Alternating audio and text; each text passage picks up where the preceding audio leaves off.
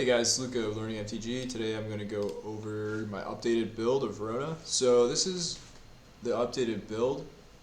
What have I really changed recently? So I messed around with like 3 retraction helix. I think you really want 4. I also messed around with less Karns. I think this is the best draw spell of One Mind. Between this, Treasure Cruise, and Dig Through Time, I've really been most impressed with Of One Mind. Basically, my view on Pioneers, it's all about curving out, and like Dig Through Time doesn't really let you curve out. This deck really has trouble catching back up, from what I've seen, based on this version of the deck. Maybe if you play like more disruption heavy version with like Thoughtseizes and stuff, maybe then you can catch back up. But I'm really just trying to curve out and just kind of like use tempo to my advantage. So Dig Through Time and Treasure Cruise really don't help me there. So, but Of One Mind is really nice. You can do a lot of sweet stuff with Of One Mind, especially if you go like turn 1 Elf, turn 2 Rona, Mox Amber, Of One Mind, something like that. You can get some really busted draws. What else? So I'm up to 4 Ren. Ren is really sick. Yeah, like I recently won a game because I ultimate Ren, and I realized that when you ultimate Ren, 2 Mox Ambers gives you infinite mana. Because you just play Mox Amber from your graveyard, the other one dies, tap for a mana, play your other Mox Amber from your graveyard, keep going. It's not really that hard to ultimate Ren, especially if you play Ren on turn 2. Play Ren on turn 2, it's already up to 5. Turn 3, it's on 6. Turn 4, it's on 7. Turn 5, you can ultimate it. So that's pretty. I mean, it's not easy, but it's doable. It's realistic. So I guess those are the changes. Kind of just got rid of everything else in the deck. Just went up to 4s. I have 4 of everything except for Mox Amber and Of One Mind. Other cards, I mean, in certain matchups, you kind of want Fatal Push. I've realized, kind of like against Black Red. Anytime you can kill a 2-drop with a Fatal Push, it's pretty much like one of the real issues this deck has, because it has so many planeswalkers, is like when your opponent gets a lot of creatures into play early. So Fatal Push kind of deals with that. Also, I kind of, in some matchups, Spell Pierce is really good. Basically, people are like neoforming, or people are playing Indomitable Creativity. Then you kind of really want Spell Pierce, but I found that I don't know. I just rather have more combo pieces, I guess, or more acceleration than Spell Pierce. It's what I've found. So let me like show some games that I played with this deck, so people can kind of see. I haven't been doing that well with the deck, so I'm not even sure if some version of this deck will be tier 1 now, but like let's look at like this game. This match against Mono White kind of just shows you the power of the deck.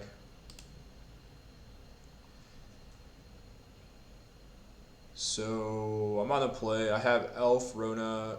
So obviously here, if I just get the Mox Amber, it's GG. But also since I have the Elf, I can also draw Karn to get the turn 3 kill.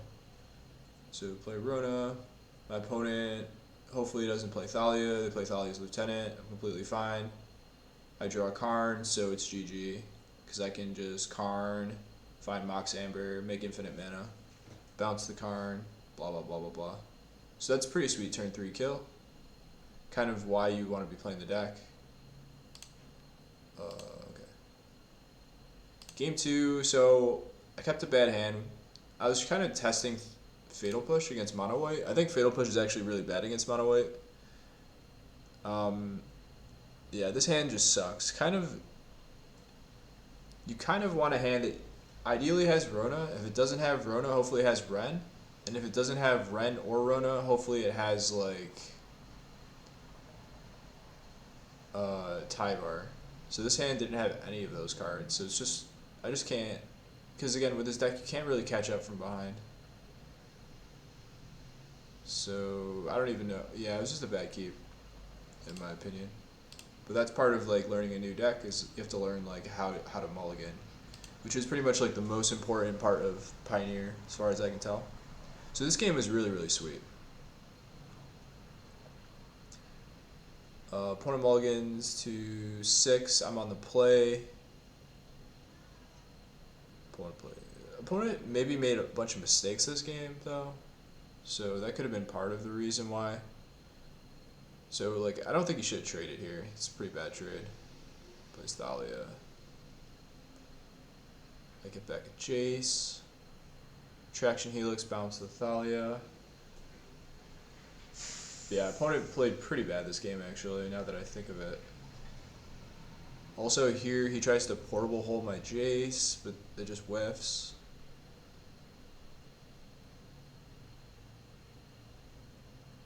But yeah, this is how I like to play the deck, is like just play tempo game. Just use your attraction healers to bounce stuff, to pseudo time walk them. And here I can shrink the Thalia, play Karn plus all my planeswalkers so he can't kill anything. He has ossification, takes out my Karn. Now I can play Retraction Helix, bounce his guy, bounce his ossification, find Hayward Might with the Karn. So now I have an answer for ossification. Plays Brutal Cathar. Okay, I can luckily sack it because there's a target.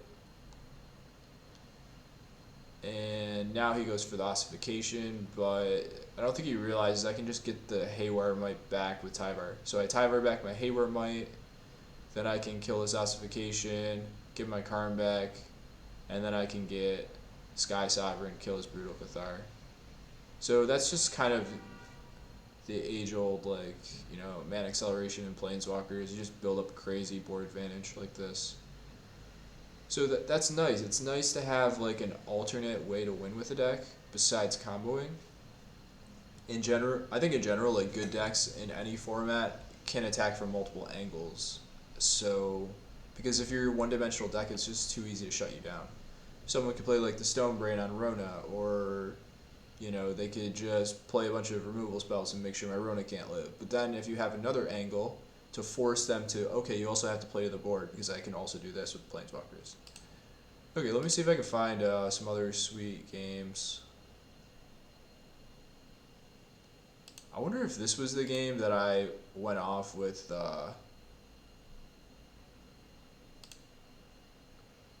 Ren.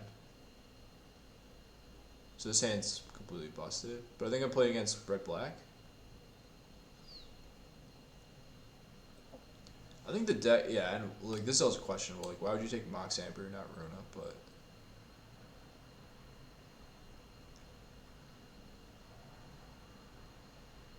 Mystery Shadow, of One Mind. So you can see here how of One Mind is so much. Oh, I lost this game because I never drew anything, I believe. Yeah, okay, I just lost this game. Not cool. Think this is the game where I did the Ren and 6 thing. Sounds great. It's got Rona, it's got Elf. Opponent has no turn 1 play. Here again you can see the power of One Mind. Play Elf. Because you can just do this, like, of One Mind. He Dreadmores by Rona, which means probably I can just keep plussing this Ren. Oh, but I played Karn first. Grab Azeka's Chariot. So here again, it's just like the Man Acceleration plus Planewalker's plan. Plays Fable. I can play this plus. What do I do with Karn? Just keep plussing Karn. Play my Chariot. Ren is really good in this deck. Does a lot of stuff. He can help you dig for your combo. He can give you like a 3/3 hexproof blocker for your Planeswalkers. Can also be like here he's the legendary that's turning on my Mox Amber. And then it's also just like an alternate win condition, as you'll see in this game.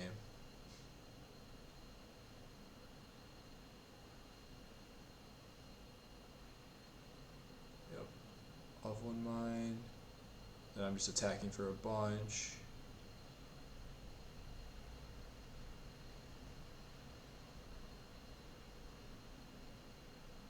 Opponent Fatal Pushes. I'm not sure why I didn't Fatal Push before.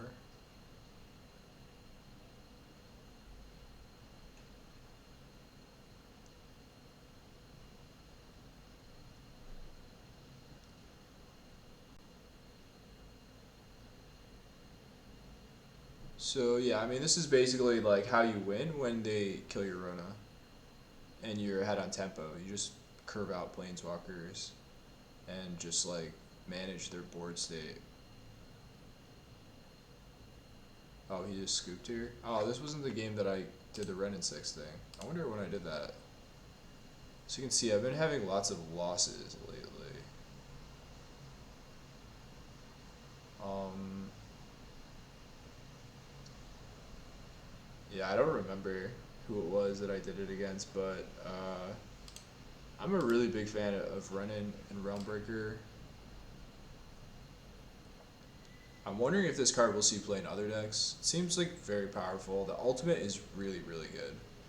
Also, the fact that you can just ultimate it and immediately play it back from your graveyard is pretty nice. It's really hard to lose with this ultimate. It has to be one of like the most powerful ultimates in the game. Um, yeah, so that's pretty much the deck. Hope you guys enjoyed this video, and hope to see you guys in the next video.